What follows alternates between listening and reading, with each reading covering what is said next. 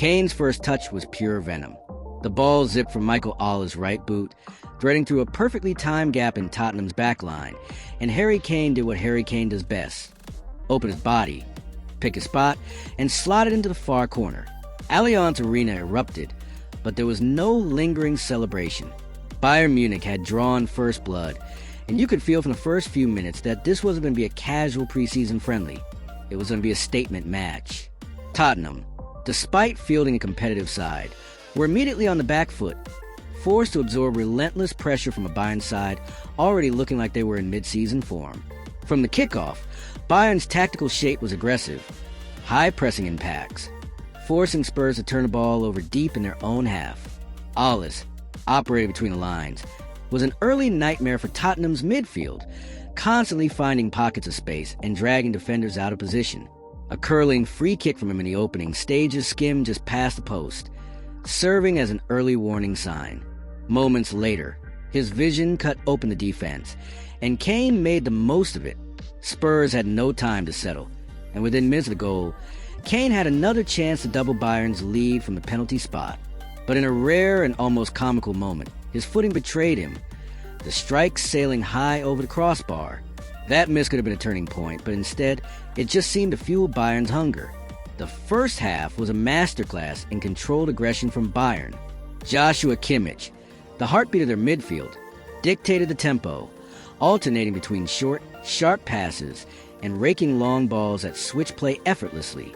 Leon Goretzka's run from deep caused havoc, creating mismatches that Spurs struggled to cope with.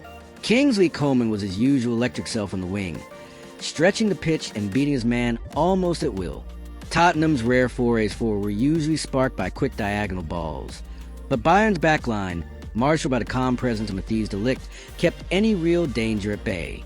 The half ended with Bayern firmly in control, though the scoreboard still offered Spurs a glimmer of hope.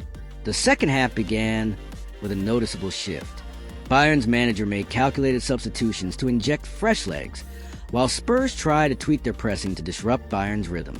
It didn't work. If anything, Bayern looked sharper. 10 minutes into the half, Coman found himself cutting in from the left, curling a beauty into far corner to double the lead. The Allianz crowd roared again, and this time the energy felt decisive.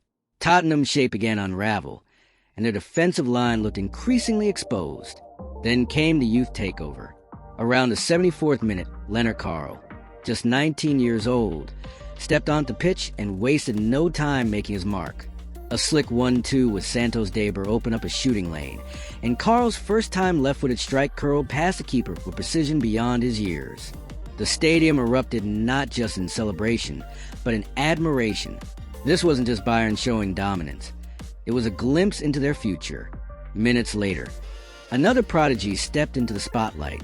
Jonah Kusi-Asare, barely 18, seized on a loose ball near the byline. With almost no angle to work with, he whipped a shot across the face of goal and into the far corner, a finish of pure audacity. At 4-0, the game was well and truly over as a contest, but Bayern didn't take their foot off the gas. Their passing remained crisp, their press unrelenting, and their confidence unshakable. And right here, if you're enjoying this breakdown, smash that like button. Drop your thoughts in the comments about which Bayern youngster impressed you the most. Share this with your football friends.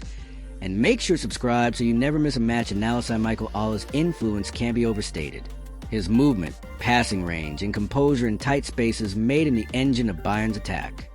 Kimmich's leadership and tactical awareness ensured that Bayern's control never wavered. Even those who didn't make the score sheet, like Luis Diaz, played key roles in keeping Spurs pinned back, their defensive line constantly under stress. Bayern substitutions worked like clockwork, with each fresh player adding energy and intent, keeping Tottenham from ever finding a foothold. For Spurs, the night was a reality check.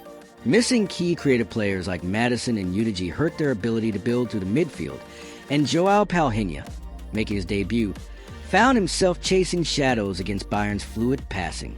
Their backline was pulled apart by movement and quick passing combinations, and their counterattacks lacked the precision needed to trouble Bayern's well-drilled defense.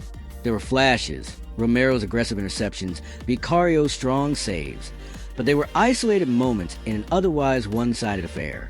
Bayern's dominance wasn't just about individual brilliance. It was a tactical showcase.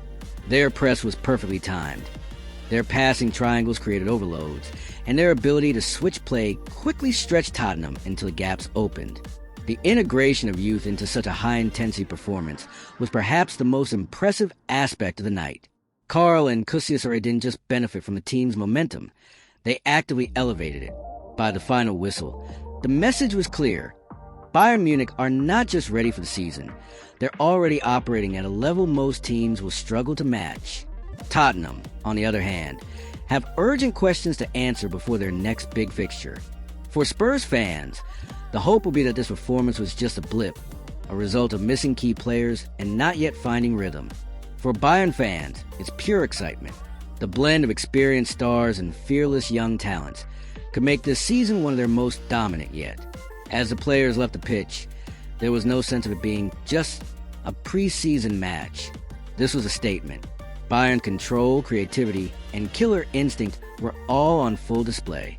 Tottenham, though beaten heavily, now have valuable insights into where they must improve. And for the rest of us watching, it was a reminder why football is so compelling.